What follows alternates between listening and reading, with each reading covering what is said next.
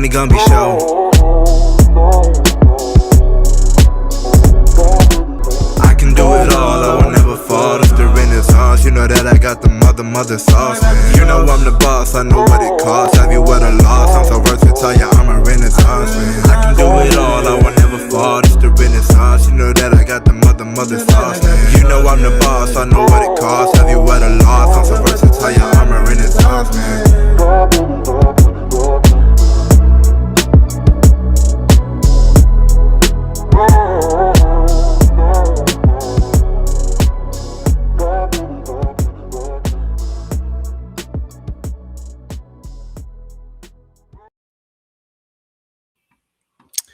And we're back. Another episode of Hangar Hangout, episode 80. Man, I ain't gonna lie to you. I don't know how to put into words. Like, I remember when I first wanted to go ahead and get on here and start doing a podcast and chopping up with you guys, man. It was one of those things where there's a lot of great Jets content creators. A lot of Jets content creators, man. And because of it, it feels like before you get in front of a camera, you need to you know what I'm saying? You need to get yourself situated, because the last thing you want to do is to get out here and just look dumb because you don't know what you're talking about. And that's one reason why I think a lot of individuals tend to just kind of stay off of the social media presence, man. And I was one of those guys. But this has been fun. Like, this has been fun, man. Like, here we are, episode freaking 80 of the Hangar Hangout. And I used to do some things before this, but and I digress because it didn't work out too well. The taco, I don't know if y'all have been with me since the beginning, but I used to do this thing called like Taco Tuesday, right? Where I would go ahead and make a taco, show you the recipe, do a taste test of it, and then freaking talk about freaking the Jets. It's been an up and down. It's been fun, but up and down, right, to get to this point. But here we are. The Hangar Hangout has stuck. You guys have stuck it out with me, man. You guys have jumped on whenever the show comes on. I appreciate you all. It means a great deal to me. Jets Worldwide, what's going on, brother? I see you in the building. Looking forward to chopping it up with you on Friday night. Anthony, what's going on, man? Jet to F up. Would not be mad at either Reese or Styles. And we're going to get into that today. We got a very special guest. Dom C, the guru, is going to be on with us tonight, and he's going to go ahead and give us his thought process on where the Jets should go and what they should be doing in this coming NFL draft. So I'm pumped to have him on the show tonight. It's been a while since me and Dom chopped it up. On the show. We talk like every day freaking on our social media app and through text, but together on the show. Wild Chew, what's going on, man? Nice to see you.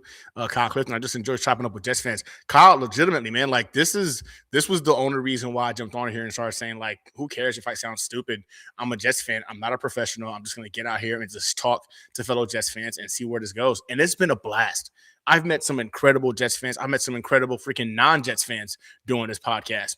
So it's been well worth it. And again, I'm going to be the first to say it, man. If you're somebody who's out there and thinks they want to go ahead and do the podcast thing, don't stop trying for everything to be perfect. Just get in front of a camera and talk, because you're going to reach an audience. It might be freaking 5 people. It might be 100 people. You know what I'm saying? We can't all be the Jake Asmans of the world, but like, it's awesome just being able to reach other Jets fans, specifically in other areas, especially since I'm out here in Houston, Texas. So I appreciate you guys, Kyle. It's all about the Jets fans, man. Appreciate you for being here.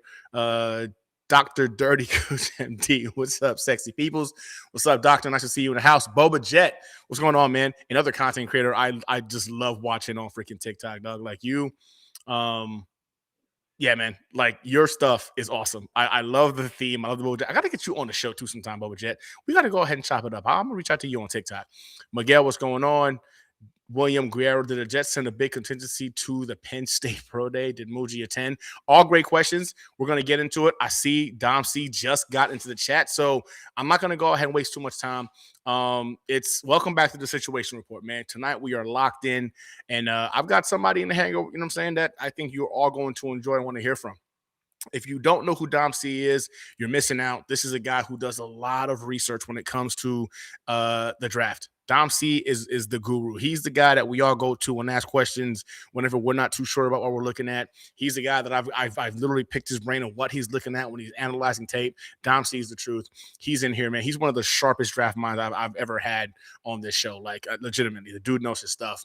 So he knows the prospects, not shy about his opinion. So he's going to go ahead and tell you all how he feels about it. I'm not wasting any more time, man. Without further ado, my guy, freaking Dom C. Welcome to the Hangar Hangout, episode freaking 80. What's up, Dom? How you doing? Gunny, my dude, I'm good, man. I appreciate you. I appreciate your friendship, first and foremost, man. No one, we don't talk aloud like that too much, and that needs to be said. And I appreciate you having me on the show. And I'm jealous as shit because your camera's always so spot on, bro. Hey, Your listen, camera man, is the truth, man. I'll say this, man. Like I get this praise all the time, right, for this camera. So I appreciate the love. Good looking out, Dom. I do enjoy the fact that you individuals enjoy the visuals. That's the whole point. But yeah, the wife is who I got to give props. So you guys all know this, man. My whole backdrop, everything. The wife set my studio up. I used to have it to where just like one jersey behind me. I had a camera that was like kind of low down here looking up. But the wife, being the guru that she was, you know what I'm saying, talked about the camera, talked about the backdrop, and here we are today. So again, shout out to the wife, the Mrs. Gunny. Because if not for her, I don't get these awesome compliments about the backdrop and, of course, the camera, man. Dom, my guy, the draft right around the corner. This is where you love to shine. This is your thing. This is my thing, man. I guess. First off, you can hear me okay? Yeah, you coming in great. You coming in great. All right, because I've been having issues with the mic. That's all. Yeah, man, we're getting there. You know, it's probably closer to about a month. You know, until the 23rd. Lot of moving parts gonna happen between now and then, Gunny. You see all the pro days happening and all that stuff. As a matter of fact, you know, shameless plug, you know, for I know you know, but if others don't, like I track all the prospect visits every, you know, from All-Star season straight through for everything from the American Bowl, the Hula Bowl, the Senior Bowl, the East-West Shrine Game, all the pro day visits, all the meetings, all the online meetings. I track it all. So I got a lot of updating to do because normal life, not draft life, has been taking me all over the place the past couple weeks. So I'm a little bit behind on that. So you know, if you are interested in any of that stuff, I keep a Google Doc that's always pinned to my Twitter. You can always access it whenever you want. And like I said, I got some updating to do because Jets were at Penn State today. Okay. And the buzz that I hear, maybe you like it or not, is that you know, the Jets contingency that was there, which included Jay Mandolesi, who's like their director of college scouting, came away very, very smitten with one Drew Allar.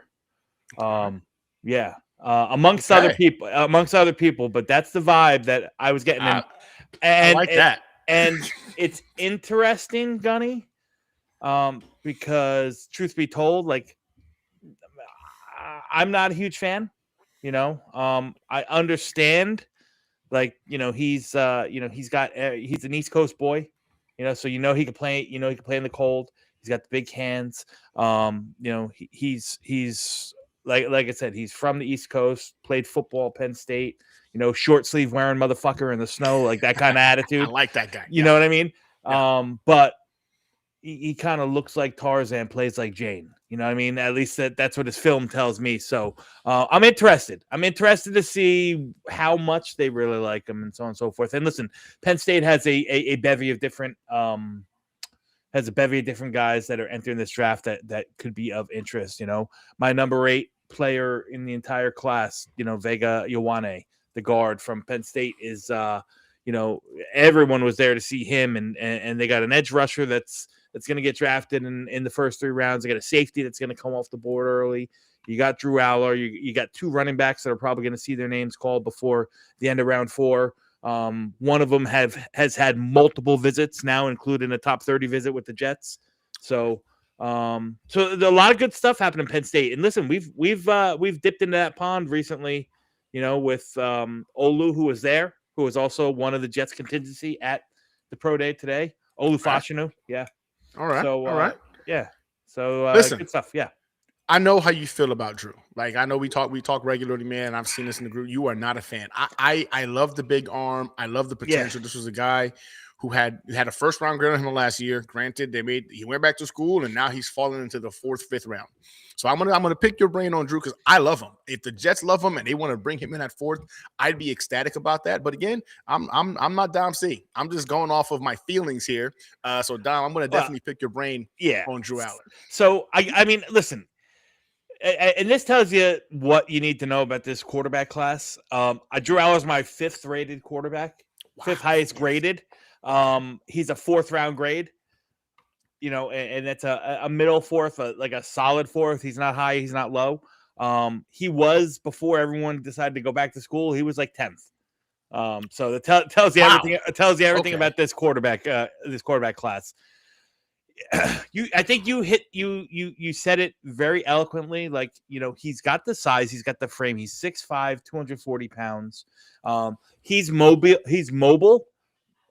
He's not like dual threat mobile, but he can definitely affect a game with his legs, positively. He's got, he's a plus athlete. A huge arm, huge arm. And tough as nails, man. Like I said, you like guys, or I want my football team to wear t-shirt at the University of Michigan when it's 3 degrees below zero, -3 degrees, and he's out there in a t-shirt. Like that's the mentality I want on my football players, and that's what you're gonna get with Drew Aller. He's got nice zip. He does make some real NFL throws.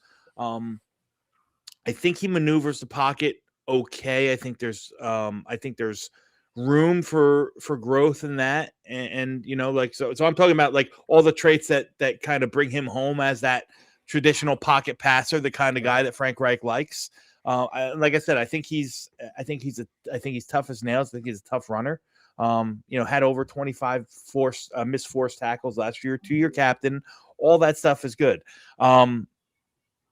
What I can't get through, and what really brings me back to Drew Aller is like under pressure, and in the biggest moments, he seems to be just kind of shrivel and play his worst football.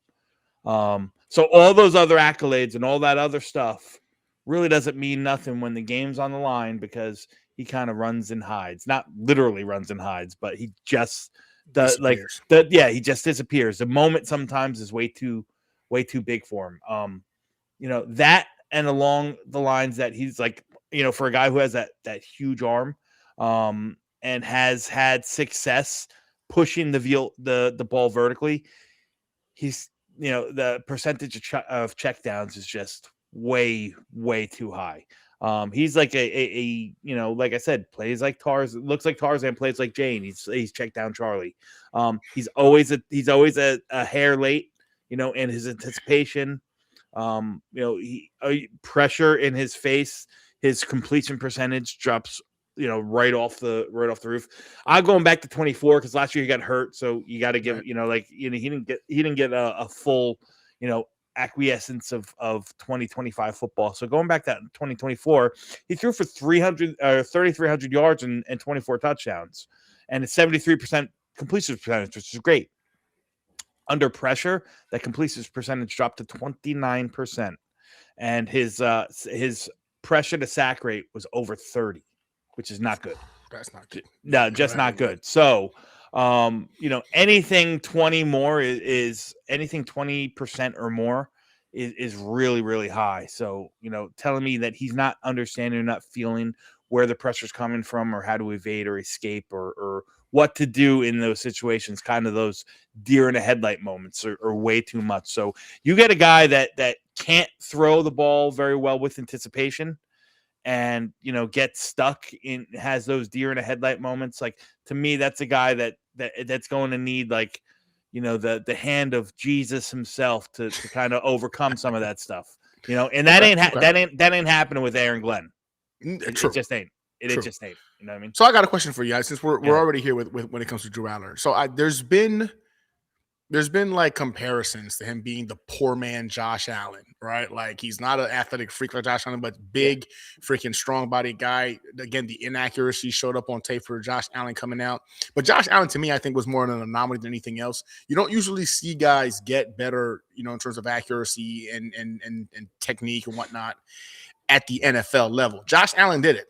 So you're seeing some people kind of like make those comparisons because of the, the body style. He's got a little bit of wiggle to him. He's not Josh Allen freaking elite in terms of athleticism, but he's got some to him, and he's got that strong arm. Is there a world in which freaking Drew Aller, in your mind, could become a poor man's freaking Josh, a great value version of Josh Allen? Probably not. But I think there's a world, and take this for what it is. I think there's a world where if he gets put into the right situation, with the right minds, with the right head coach, with the right coaching system, where they're not forcing him, they're not force feeding him, the keys to the castle too early. I think he has a chance to be a high end. What's the best way to put this? I think his ceiling is more Trent Dilfer than it is Josh Allen. And listen, what was Trent Dilfer? To me, first off, Trent Dilfer is a Super Bowl champion, right? Yeah. And Trent Dilfer is the quintessential game manager. He's going to do the right things at the right times and not lose games for you. You know what I mean? I think that's what I think that's Drew Aller. Now, he's got I hope he can turn into Josh Allen. I don't want to sound like I dislike the young man. He's 21 years old, for Christ's sakes. Yeah. I think that he needs, like I said, I just think he needs a lot of work, man. Okay. He needs a lot of work. Fair enough. Yeah, fair enough. All right, we got super chat in the building. I got to give a shout out to this guy, man, Jake Asman. Appreciate the love, my guy, Ghani and Dom C. This is what dreams are made of. I appreciate that, Jake. Appreciate the super chat, man, and appreciate the compliment. I was just saying we can't all be Jake in terms of freaking the hundreds upon hundreds of viewers at a time. But again, the reason we do this is to go ahead and chop it up with Jets fans, and this is what it is. It's a Jets fans community. So I appreciate you, Jake, for stopping in. I know you were a busy dude. Hopefully you stick around for a little bit. All right. So, you know what? I'm going to just get right to it. So, we already kind of jumped the gun a little bit, right? And we talked about Drew Aller. So, that was going to be a guy I asked you about later on, but that it is what it is. Yeah, we got into the Penn State thing. So, sorry if I kind of... No. You're good. It rolled right into it. It just made sense, right? So, first, let me just go ahead and kind of lay the groundwork, right? So, before we really get into it, I kind of want to set the table a little bit so we kind of get an understanding of what we're looking at, right? So, the Jets went into this free agency window with a laundry list of needs. And I think Darren Muji and Aaron Glenn came out swinging. I'm actually pleasantly surprised with some of the moves that these guys made. So I want to get your take on that as well. Okay. We were able to go ahead and get Geno Smith back at quarterback via a trade from the Raiders. We got Minkah Fitzpatrick at safety, Joseph Ossai on the edge, Demario Davis back at linebacker, T'Vondre Sweat in the middle. The defense got a serious facelift, in my opinion. I mean, there's a lot of guys now who I think answer some questions we were having last year in terms of being able to stop the run, hopefully getting some turnovers, all issues we saw last year. So I want to know what your read is on what the Jets actually did. And more importantly, what does all of that mean for how they approach this coming draft? Well, I'll answer the first part of the question first. What they actually did is, I think, raise the floor of this roster, right? Okay. Gone are the days where we're going to have to see, praise the Lord. Michael Clemens is out of here. He's gone. Finally. Michael Clemens got paid too. Three for 19. Ridiculous. 3 for 19. I love that though. The Colts did that. I love that. I hope he brings us that first overall pick. Go do your thing there, Michael Clemens. But forget about Michael Clemens. Like, gone are the days that we'll probably see the lights of Eric Watts and all those that the numerous of hack receivers that we had in this spending time running routes, back there, and the Braden McGregors of the world. Gone are the days where we're gonna, rely on Marcelino McCrary-Ball to play 60% of the snaps on defense. We raised the floor of the roster first and foremost. Secondly, I think what they did is, they took they added a veteran presence, at different levels, and more so, forget about positionally on the field. I think they added some more veteran presence to help in the locker room. Even with Demario Davis, what's he, 36 years old, 37 years old? Yeah, 37. David Onyemata, who's 33. even with those guys, and Minkah Fitzpatrick is 30. The Jets are still the third youngest roster in the NFL. Yep. Still the third youngest roster in the NFL. So, they were relying on guys like Sauce Gardner and Jermaine Johnson to really be a leader. John Simpson were the real leaders of the locker room. Harrison Phillips, when he came in, he seemed to start to take some of those controls. And I'm not saying Jermaine Johnson was a bad leader or Sauce Gardner was a bad leader, but they were just young. You know what I mean? I think so. What you did is you brought some real veteran presence in Geno Smith, in David Onyemata, in Demario Davis. These guys are going to, Minkah Fitzpatrick, these guys are going to help get, get the young guys kind of on the straight and narrow and really with an eye on the prize on how to get from point A to point B. You know what I mean? I don't think that there's anyone that we added that I was jumping for joy over. I think I think my favorite move of the entire offseason was probably the trade for T'Vondre Sweat, because for me, I think it was, and I should say, and I really I know I'm in the minority of this, but I really like the Dylan Parham addition. One, I think it solidifies. He's not AVT, that's fine. But again, he's a younger guy coming into that second contract. Usually these guys, these offensive linemen at this age, is 26, 27. It's really when they start to get their feet under them. So it starts to click. And I like his physical nature paired up on the left side next to Olu Fashanu. I think that's a yin and a yang that is going to work very, very well.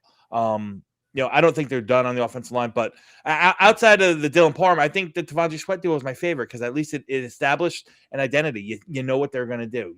They made a point on defense this offseason that said, we got gashed in the run game last year. We are not going to get gashed in the run game. You might throw for 600 yards against us, and that's the case. That might happen.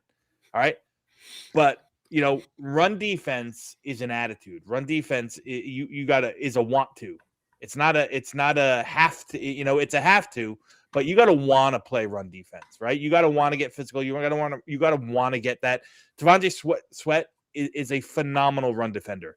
Demario Davis, still a top 7 linebacker, playing within the tackle box, coming downhill for the past 8 years. Minkah Fitzpatrick, Dane Belton. Dane Belton is, the forgotten signing. That guy can really, really come downhill and tackle in space. He's got a 3% career missed tackle rate for his life. Gone are the days of Tony Adams and what's his face? Oh my God, who's the guy that was there? Ashton Davis, coming in bad angles and missing tackles. Gone are those days. They made a point that they wanted to get more physical. David Onyemata, physical run defense. So, they're shoring up a lot right there. I still think there's a lot of work to do on that defense, but they raised the floor. They raised the floor of the team and really put a little bit of identity. This is going to be a really tough team, real physical defense, right from the jump. I think you got some guys that can come in and are not going to get pushed around and are going to be tone setters. So I like that. Now, the back of the defense, that's the front 7. The back 7, right. I'm a little scared, not going to lie. Yeah, listen, I'll say this. When I saw the free agency period, I feel like the New York Jets focused on answering a question or giving us a solution to problems that we had last year, right? Yeah. You're not getting Minkah Fitzpatrick in his prime. I saw a lot of individuals get really hyped about listen, you're getting a good safety. He's on the back end of his career. He had 1 interception last year. You know what I'm saying? Is he on the decline? He may very well be. So to that point, though, he had 1 interception. He did. Right. But he was responsible for 7 turnovers, right? Because he had 3 forced fumbles. He recovered he covered another 2 and so on and so forth. So, we need guys that can force turnovers and that can take the ball away. Right. And I think with Nashawn Wright, who I think is going to compete for a starting role, I think there's a very, very good chance that he pushes either Brandon Stevens or AZ Thomas for a starting role. Now, I'm guessing, and this is just, there's no fact to this. This is not insider knowledge, but I'm guessing that they're concerned that AZ Thomas isn't going to be fully healthy for the start of the season. Okay. Which is why they went. Which is possible, yeah. I mean, he literally just had shoulder surgery, a second one. So was it another one? I didn't know that one. So I think that that might be the reason to sign him, because outside of that, I mean, the price was right. You know, it's only $5 million. You know, it's only a 1-year deal. But you know, so I think he takes the ball away. You know, he plays. He's long. You know, like AZ Thomas, he's physical on the outside. He's long. He can play press. You know, I think they still think Brandon Stevens can play press. I think Brandon Stevens got a bad rap last year. He had a couple bad games to start off, but he finished out very well. He's actually really good in the perimeter versus the run. I think he's a plus there. I think you have Minkah Fitzpatrick, who's going to play a lot more of that Brian Branch role. More so than the Kirby Joseph role. So he's going to be kind of that post to slot kind of big nickel kind of cornerback. So, you know, they're going to be able to match up with Brownlee in 11 personnel versus fast guys, you know, at the slot. And then in bigger formations, which the NFL is trending towards playing a lot more 12 and 13 personnel and 22, you could bring Minkah down and still be in sub packages, right? So it gives a lot of versatility to what Aaron Glenn can do running this defense. So yeah, so you know, and listen, I'm not sure about Joseph Ossai. Wasn't my favorite signing. Reminds me a lot of like what Brandon Stevens was last year. Like, man, you know, like he kind of, you know, ran through his first contract a little bit, you know, kind of underwhelming, or really didn't really meet the mark. So maybe they see something in him that they can get out of him. Kingsley and Agbari, I think, is a physical stand-up, you know, edge setter, and that could, you know, who's got a little giddy up, that can rush power, you know, that can handle that power rush. So, you know, a lot of what Jermaine Johnson used to do, Kingsley and Agbari can do. And then you got, you know, picks number 2, 16, 33, and 44 to you know, address it. I think they still need to get one. I would get one more really, really focused pass rusher, whether it be, you know, in addition to what you do at 2, you know, maybe double dip at the position. I would probably do that, because I think that the team, you know, could benefit that. And then you go from there and see what you got. Like, this is all going to be about coaching, man. It's always about coaching. It's always about quarterback play. You know, people tell you different. I see Buffalo Jet fan real quick. You jumped right into freaking the picks. So I'm going to go ahead and ask you my next question real quick. Buffalo Jets fan, appreciate you, brother, man. Nice to see you. Another guy that's in our universal group chat that we always chop it up and just talk Jets football. Appreciate you, Buffalo, for being in the chat. We had another super chat. Kyle Clifton. He goes, if analysis including Dom, Kuiper, and McShay, Jeremiah, and Klatt have loaned in their top 20 players as best interior offensive linemen, why is it weird? It's actually Ioane. It's Venga. Like, it sounds like Venga. Right. Venga Ioane. Huh. That's a unique one. Yeah. So he's asking why it's weird to take him at number 16.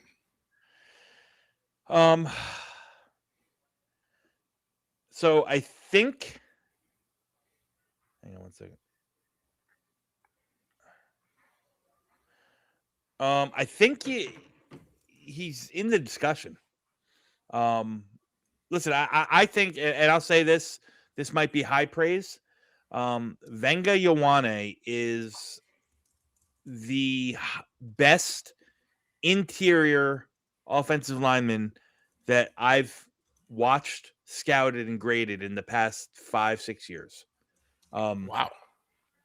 I think he's that. I think he's that good. I do. So is he in the discussion for 16? Yes, he is in the discussion for me. I think that he comes in and he's a plug and play guy, and he's probably, you know, an all pro for many, you know, maybe not year one, but for many years to come. The problem is when you talk about needs on this team, I don't think that I don't think that you can usurp or pass up the whole glaring hole at wide receiver. So to me, if you're going to go in the defense with pick 2, you have to really address wide receiver at pick 16. So you're just not going to get Ioane. And listen, there's not a chance, there's no guarantee that he falls to 16 anyway. I it would not surprise me at all if he hears his name called in the top 10. Okay, so Kyle also added to it saying that McShay compared him to Nelson. Is he that good? Quentin Nelson, he is. He's. I told you he's the. I mean, for take it for what it's worth. It's only little me, but he's the best interior offensive lineman that I've graded and scouted in 5 years. Really, really involved doing this. Damn. Okay. No chance we take him. You don't think? I mean, I guess you're right. I'm not saying there's no chance. I think he's going to be square in the conversation if he's there at 16, and rightfully so. I know that Jets fans and maybe some of you guys in the chat don't want to hear it because not another offensive lineman in the first round. Like, I'm about getting good football players. Just give me good football players and we'll figure it out. The reality is I don't think that this is going to be the team, or this is going to be the head coach that kind of leads this team, over the threshold. So Get me as many good players as you can for the next guy. Yep, we're on the same page there. We're on the exact same page there. Yeah. You know what? Let's get into it. We were talking about all these prospects, but let's go right to the top, Dom. I mean, the Jets hold the number 2 overall pick in the 2026 NFL Draft. Mm-hmm. Number 1 is obviously locked in. I think without question, Fernando Mendoza is going to the Raiders. It's a done deal. So the draft really starts with the Jets. That's where the debate really lives. So now the consensus right now is leaning very heavily towards Arvell Reese out of Ohio State, right? So walk me through why Reese makes sense for what Aaron Glenn is building in this defense. Well, Reese makes sense, I think, because he's probably when you talk about traits and projection, there's probably no better player that kind of blends those high end traits and projects to be a super high ceiling player, more so than Arvell Reese. Remember, Gunny, first off, he's just 20 years old. He is still a little boy, if you will. He's a kid. Yep. He's a kid. He's 243 pounds. He has the frame that can probably withstand another 10 to 15 pounds and without affecting any of his movement skills. He's an elite athletic freak. Where does he fit? I think he fits any defense. I think that, when you talk about the, you're a basketball fan, how like a lot of teams are going to like positionless basketball, right? They just got 5 guys out there. Like, you're going to see a transformation. It will never be completely like 11 positionless defenders, but I think guys in the, that are playing that second level defensive linebackers and even to the third level with the safeties, you're starting to see it now where it's a mixed bag, right? You got safeties that can play sub package linebacker. You got linebackers that drop back into, deep thirds and stuff like that. I mean, hell, there's guys that made livings of that playing, Tampa 2 middle linebacker and just dropping back and playing deep center field. You're starting to see about that. So Arvell Reese is that amoeba. Yeah, he's like that amoeba defender. You want him to play on the edge, he can play on the edge. You want to use him in like that stunt and twist game where he can start on the edge and come around, or vice versa. He can do that. You want him to line up off ball and run and chase, in chase technique with tight ends and linebacker, or tight ends and running backs. He can do that. He can fit the run coming downhill. He's probably the single strongest run defender in this entire draft class. Really? Yeah. I think that's his forte, is that he's got like mutant, like next level strength, and he plays with that physicality. Like, he is an edge defender, that plays he's an edge defender that plays off ball linebacker, and people will tell you it's the opposite. but I would beg to differ. There's a lot of projection in Arvell Reese, right? He's only got 160 snaps as a true edge rusher last year, but in those 160 snaps, 28 pressures and 8 sacks. Yeah, I like those numbers. Yeah, and what he also did, and I think doesn't get talked enough a lot. You'll hear a lot of people, the anti-Arvell Reese gang, will tell you that, he only had 3 tackles in the last 5 games, no sacks. Go watch the film and ask what and look at what he was asked to do. Right, he spied the best quarterbacks in the country, and they just put him as a spy, and he just sat and shadowed and make sure that the quarterback didn't beat him with his feet. Guess what? We have Drake May and Josh Allen in our division. You're gonna need a spy like that. So for me, Arvell Reese is not my top rated player not my top graded player. Okay, he's number 4.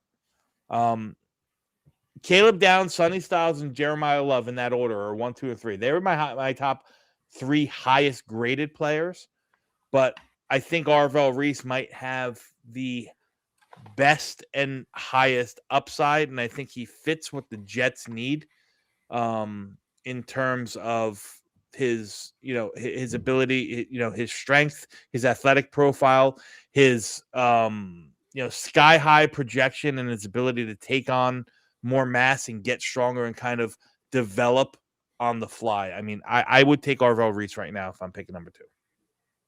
Wow. Okay. So then I gotta ask this because you did bring up Sonny Styles being graded higher than Arvell Reese. So if obviously it's going to be between, again, Mendoza's going. So I graded out, just so you know, and it's it's not really apples to apples because I graded Sonny Styles as a linebacker and I graded Arvell Reese, tipped up against the rest of the edges.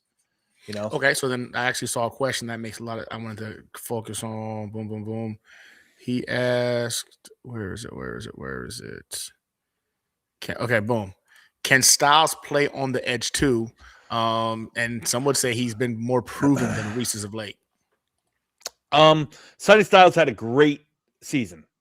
There's no denying. Sonny Styles is really, really good at football. I don't know if I'm lining him up full-time on the edge. I don't think he has the same functional strength as Arvell Reese.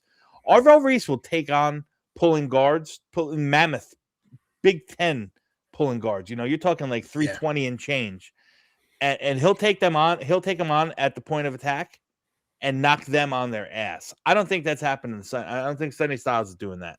I mean, the dude did put on the show at the combine, right? Like he got historic numbers, 6'4", 233, runs like a missile. I mean, Jeremiah even compared him to being Fred Warner, right? So athlete, absolutely. Okay. There's no doubt. There's athletic. There's no doubt that he can get downhill in a hurry. He can fill gaps and stuff like that.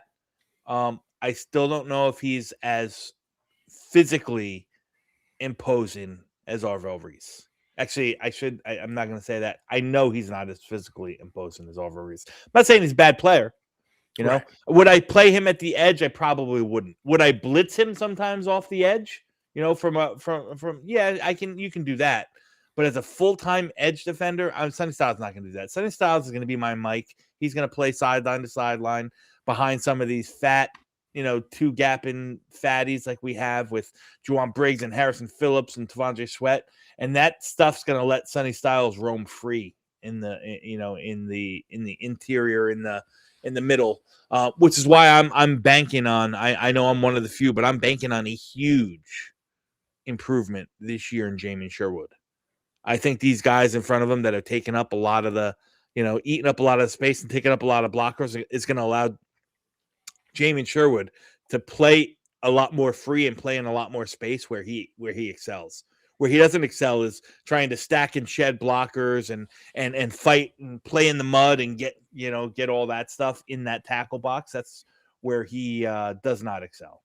So okay, all right. So Arvell, we were talking about edge rushers. So yeah, So Kuiper, I think, just went on record saying that the Jets definitively need to have an instant impact pass rusher, right? And he's flip-flopped between Reese, Bailey, and Downs at this pick. David Bailey out of Texas Tech had the best pass rush grade in college football last season. I think he was at like a 93.8 or something like that per PFF. And then there's Rueben Bain Jr. out of Miami, who was just a problem every single snap. Like when you watch the tape, the kid just couldn't be blocked, even with those short arms. If somehow Reese is – let's just say for some ridiculous scenario, right, that Reese is off the board, and the Raiders shock us, right, and they decide to go Arvell Reese because of the ceiling he brings to the table. Do you see a scenario where the Jets would shift gears towards quarterback, or perhaps or one of these other freaking edge rushers an option? I think it wouldn't even take the Jets a half of a second to get that card up and take Fernando Mendoza, but. Speaking of the other, so if that scenario's hard to answer that one. But speaking of the other edge rushers, which one do I think would be more of a Aaron Glenn type? I you know what? That's between those two, between Bain and Bailey. That to me, that's a tough decision.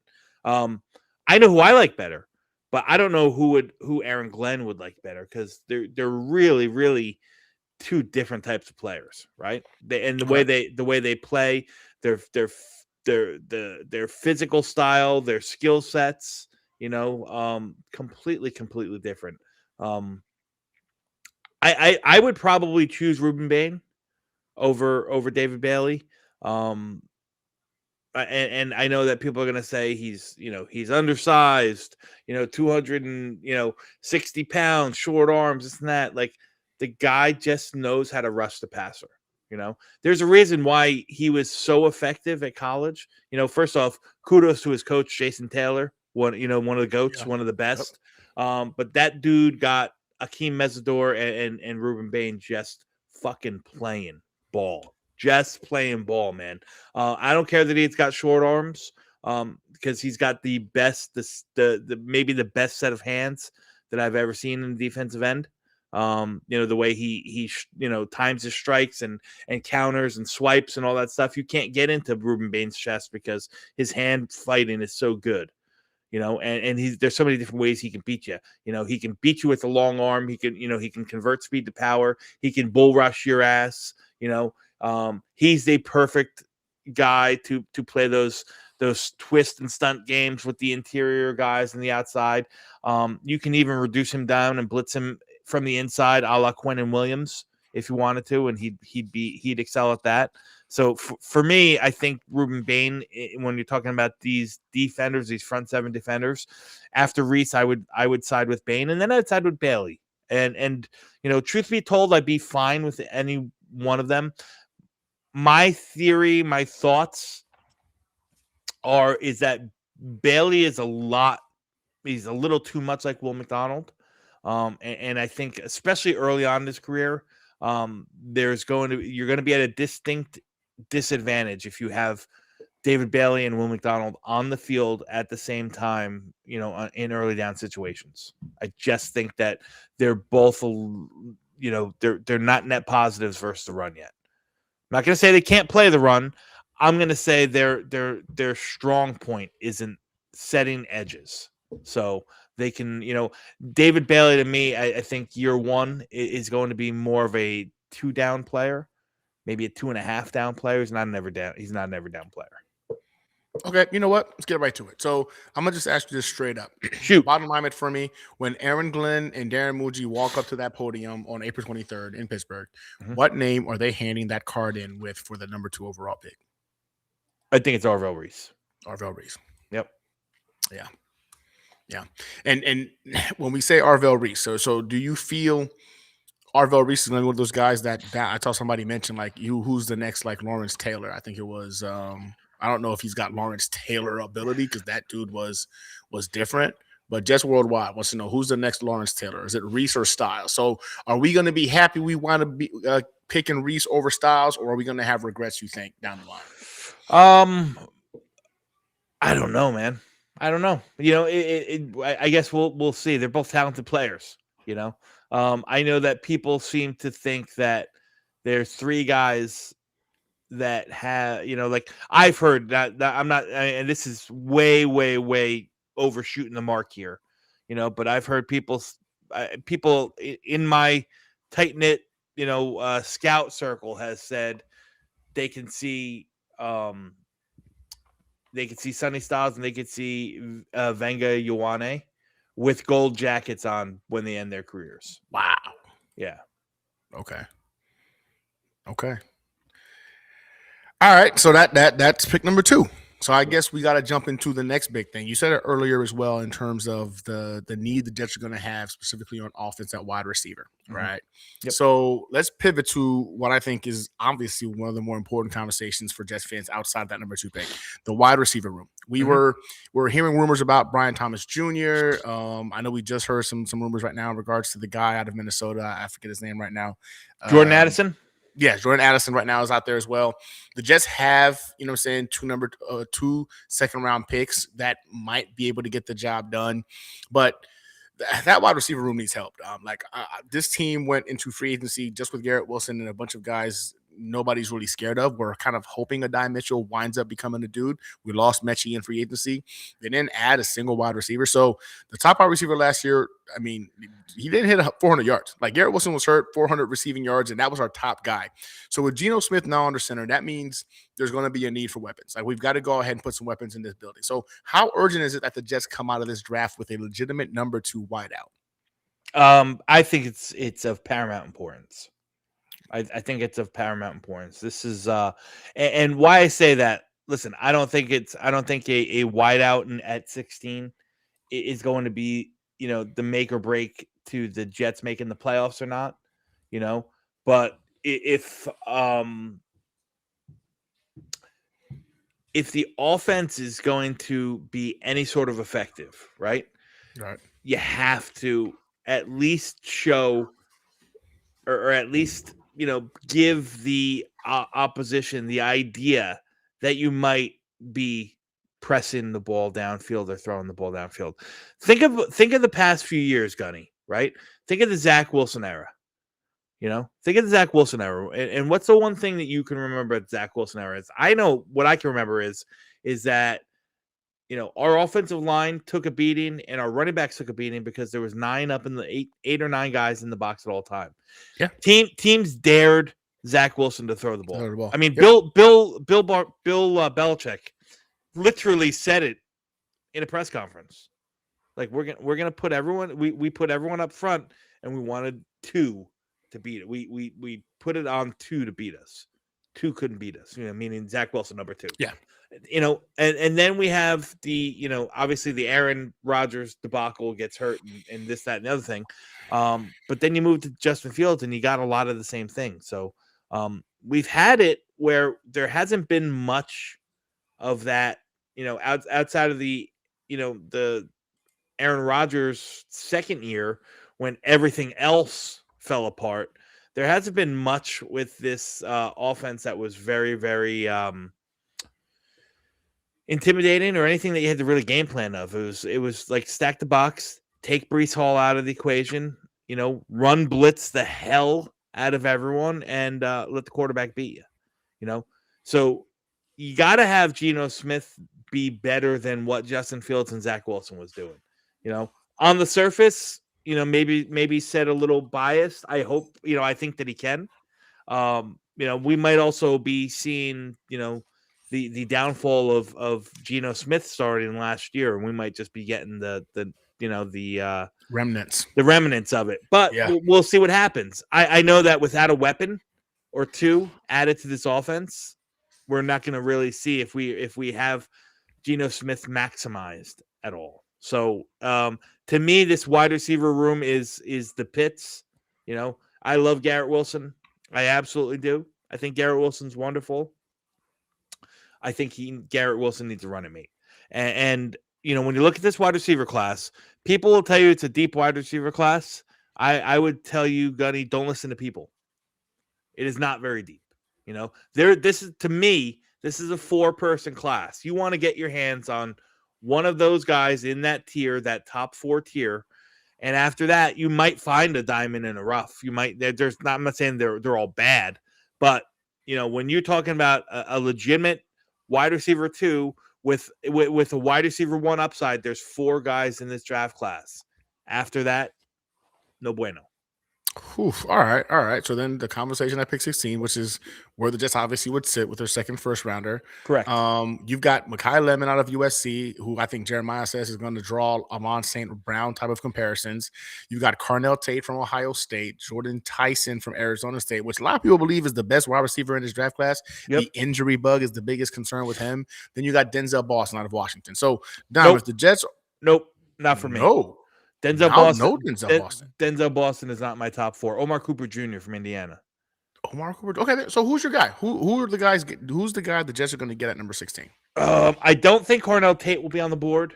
Although I would love Carnell Tate. I would love Carnell Tate. So how I have him, and it's just me. 1A is Carnell Tate. 1B is Jordan Tyson, and Jordan Tyson probably would be my wide receiver 1. If I could assure that he would stay on the field. He's missed 44 of 88 collegiate opportunity games. Yeah. He's missed 44 games. And, although the hamstring, he had a devastating knee injury a few years ago. He had the same one that Javonte Williams had, where he tore his ACL, MCL, and PCL. Pretty much his knee was just hanging by his patella tendon. Yeah. So, it took him a while to get back from that. And then this year and then after that he had a collarbone injury. He's had 2 collarbone injuries, which is scary because those are you get tackled, those are susceptible to re-break.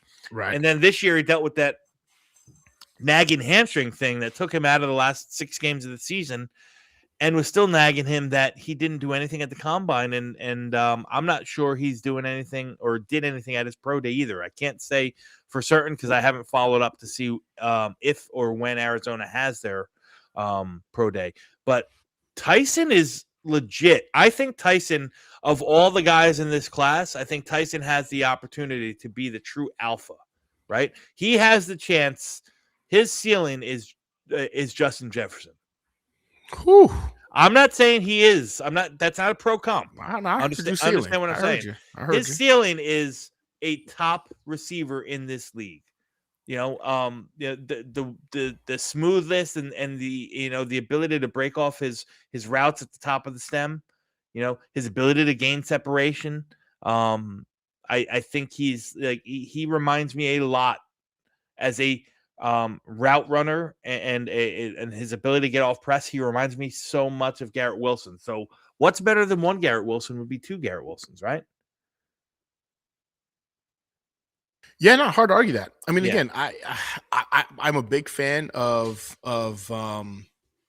Lemon per se, right? I think I do love the Amon St. Brown type of connection there in terms of his smoothness. The kid catches everything. He doesn't drop the ball. He can go ahead and work for you in the slot. He's strong. He's strong as a. Yep. Can I curse on this show? No, by all means. He's strong as a motherfucker, man. Yep, he's strong.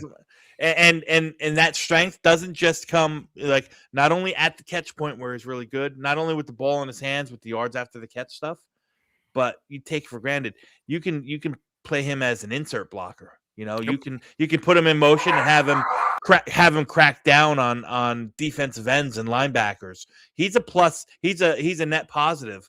Alan Lazard style as a run blocker at 5'11". You know what I mean? And he can catch. Yeah. I got. And he can catch. That's a huge component, right? Like the ability for him to be able to catch the football is something that we didn't get much from Alan Lazard. So being able to block and being able to go ahead and catch, 2 things you want in your wide receiver. So you got to enjoy that. Yeah. So then I got to ask a question. So let's say there's somebody we're not thinking about. Now this is a bit of a surprise, right? The Jets have surprises before, so let's not pretend like this will be, out of the ordinary. Is there a receiver or even a non-receiver player at 16 that nobody's really talking about that you think could be a sneaky best player available move? Like, what does a curveball pick look like at that spot? Well, I'll give you 3. I think the consensus curveball would probably be Ty Simpson at 16. I think we talked about Vega, we talked about Venga Ioane, but maybe it's not him. Maybe it's another offensive lineman, a Spencer Fano or Francis Mayanoa, that comes in and he's the pick. That would be a complete curveball, or somebody on the defense. Like, I would hate it personally, but maybe they try to shore up something in the back end of the defense. Maybe they reach for a safety early or a cornerback or something like that. To me, I think that's the curveball. I know people are going to want to say Kenyon Sadiq, who I think would complement Mason Taylor phenomenally. And there's a lot of people in the scouting world that think that Kenyon Sadiq is the best receiving threat in the entire draft. But I just don't see, I just don't see them going tight end in round one. I just don't. Okay. All right. So then so you're obviously going one of the top wide receivers, either going to be Tyson or Lemon. Yeah, I think Tate and Lemon will be off the board. I don't think they reach 16. If you have targets on one of those guys, to me, I think you better plan on moving up from 16 and to go, from 16 to say 7, where Washington is. Washington only has 5 picks in this entire draft. So they would love to pick up some more capital. I think you can go from 16 to 7. It'll cost you 44, but that puts you in the range. If Mekhi Lemon's your guy, you got to make a move like that. Because I think Mekhi Lemon's ceiling is the Rams at 11 or 12, whenever 11 they pick. Okay. All right. Well, let's talk day 2. You know what I'm saying? We were almost already into the hour, man. So this thing flies by. So the Jets are sitting on some serious capital. We got 2 second-round picks, right? So and we got 2 picks also in the 4th round, if I'm not mistaken. So with those second rounders, those are massive because they're early second rounders. If you take Reese at 2, that receiver at 16, you come into day 2 with, I would say, real flexibility, especially with what they've done so far in free agency. So what's the strategy in the second round? Do the Jets keep stacking on defense, or they go back to the receiver room, or do they use that capital to address the offensive line for Geno Smith? Or maybe we're talking about trading back to add some assets into next year's draft where everybody is saying could be a generational type of draft. Yeah, I think the trade back is probably, like, if they come out of this with Arvell Reese and just say one of those 4 receivers, I think that the Jets, are on the way to hitting a real home run, right? So, other than pick number 1, pick number 33 is the second most valuable pick. Why? Because all the guys, you have a whole day to kind of regather and reclass your board and see who's available. That's the pick that gets the most action. So if the Jets wanted to trade back from that pick, they would absolutely have the ability to do so. But I guess it's going to depend on who's on the board. Now, where do you go in that situation? Just say that they're not trading back. It gives you the opportunity. I don't think that there's glaring holes left on the roster. So, I think you can go offensive lineman. You can get another guard or an interior guy that can push or compete with, Dylan Parham and Josh Myers, and maybe moves Parham to center where he's had some success in the NFL. And you bring in a guard like, just say, Emmanuel Pregnon from Oregon, who's after Venga Ioane is probably the next highest rated guard. There's a Chase Besantis from Texas A&M, a Jersey boy. You might bring him back home. Now, he's a different type of athlete, right? He's a completely different type of interior guy than Pregnon is or than Vega Ioane is. He's much more pass blocking, length oriented, technical skill, more so than a people mover like the other guys are. So, you could think about doing that. I think you still need to add, and I definitely think the Jets will. I think that you still need to add to both the linebacker and the safety room. I think you need to add more competition. You still need a true single high kind of center field type free safety. You still need one of those on the roster. People thought it was going to be Minkah, and Minkah is going to play that role sometimes. Don't get me wrong, he will. But I think that's where the age is going to start to creep up sooner rather than later. Is he might have lost a step or two, so I think you can fare to get younger and more talented at that area, and another linebacker as well. You have like I said. Yeah, I'm expecting Jamien Sherwood to really thrive in this defense, with these bigger guys up front that are keeping the linemen off of him. But if it doesn't work, you can get out of Jamien Sherwood's contract next year. And Demario Davis is 37 years old. So you're going to need to bring in some youth and some depth to that room. Now, Kiki Mayanoa, I think, has a chance to be a real depth piece, but I don't know if I'm ready to hand the reins over to him next year if you move on from Jamien Sherwood. So I'd like to bring in some competition in that room as well. Okay, that makes sense. That makes sense, especially with, like you said, Demario Davis being at his big age. You know what I'm saying? I don't know if he fulfills the entirety of that contract. Yep. But Anthony brings up a very good point. You're seeing this all over the place. Some people have actually talked about Ty Simpson. I can't see it, so you're gonna have to read that for me. So I got you. So if Simpson is still there at 33, would Dom C say they should make tank for Ty's day? Listen, I think he's gonna be. To answer your question, yeah, if he's there at 33, it's going to be very, very contentious war room right there, right?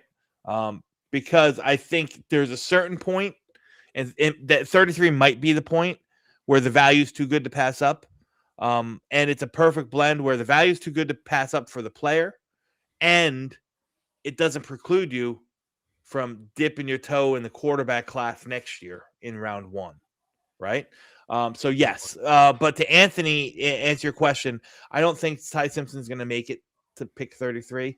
I think Ty Simpson's going to be off the board. You can mark this one down, Gunny. Remember I said this. He's going to be off the board somewhere between probably picks 25 and 32. There's a team that will trade back up into the first round. Maybe it's the Jets. More than likely it's Arizona. Less likely than the Jets, it's Cleveland, and don't rule out Miami, who has pick number 30 now. Ooh, if they sit there, because they just signed what's his face? Oh boy, from Green Bay. Why can't I think of Malik Willis? And in essence, that's just a 2-year deal, right? They might be able to bridge with Malik next year, let the kid sit, and then hand over, start Malik year 2 and hand over the reins to Ty Simpson. If they like Ty Simpson, 30 is the perfect place to get him. So I like Arizona first, but I think Miami is a really, really sneaky team in the Ty Simpson sweepstakes. I mean, personally, I don't want him. I'm sorry. I look at Ty Simpson, man, and all I see is just another Mac Jones to me. I don't see where he has a superpower or he does anything to me that's at all exciting, right? Like, what does he do? He does a bunch of things okay. I would rather not waste an asset on him. And for some reason, my daughters are in front of me watching me right now as I'm.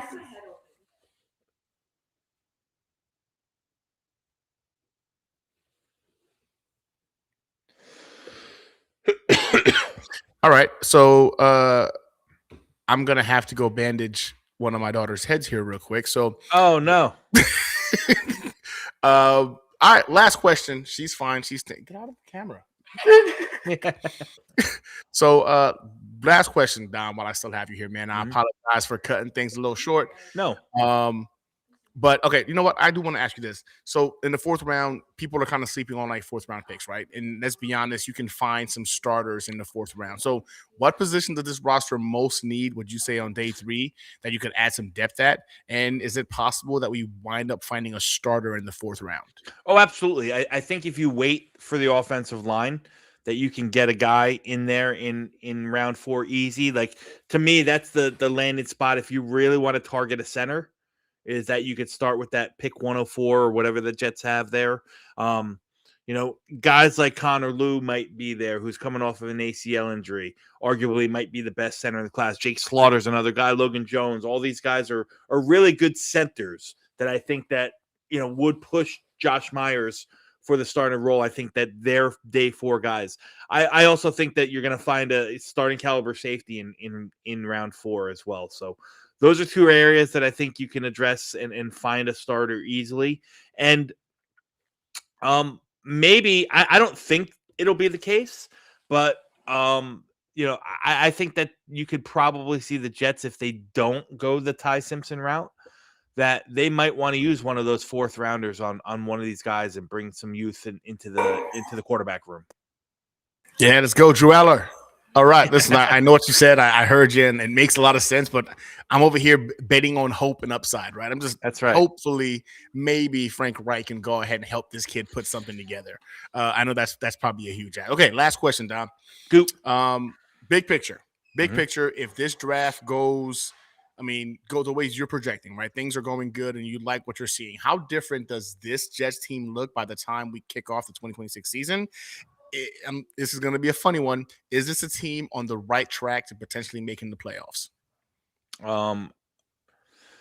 No, it's not. I think that, if you're asking me to say, is this team on the right track and going to make the playoffs with Geno Smith at the helm and Aaron Glenn calling the shots, I'm just not ready to. I'm with you. I'm not planting my flag on that yet. But I think that, if Muji hits a home run here, what you're doing is you're putting some really, really solid foundational pieces into play for Aaron Glenn next year or the coach who follows him. So I'm with you. I look at this as an opportunity for this team to get better. I will say this.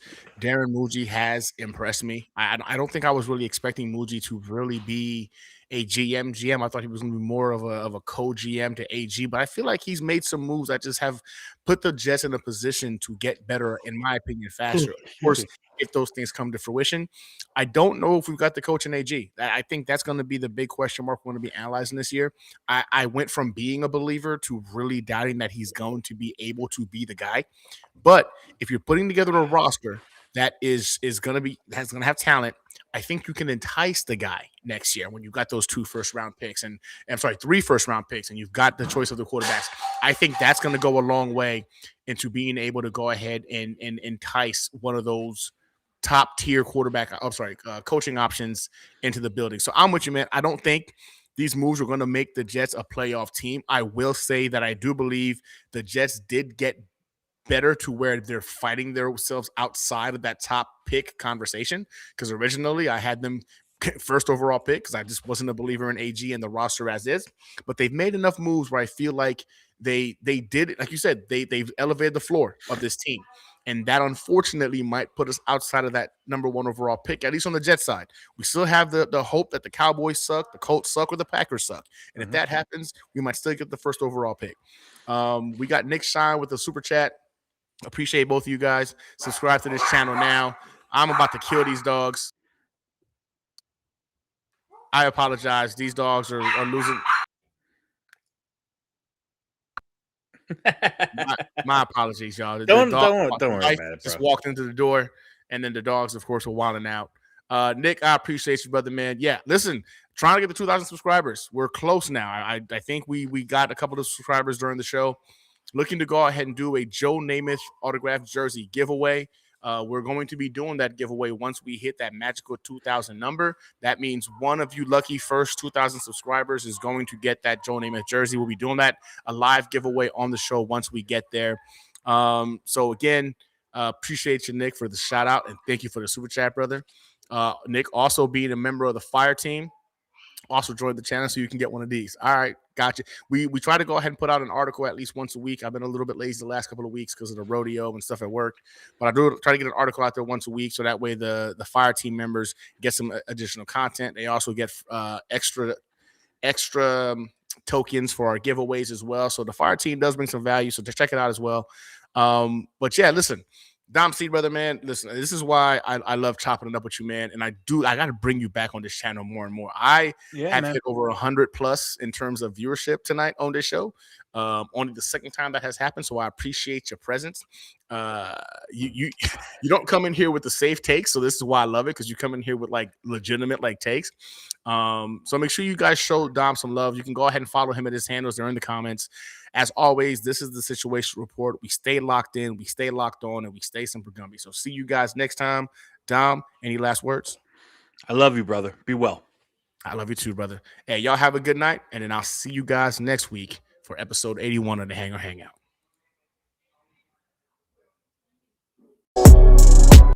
I can do it all, I will never fall. It's the Renaissance, you know that I got the mother sauce.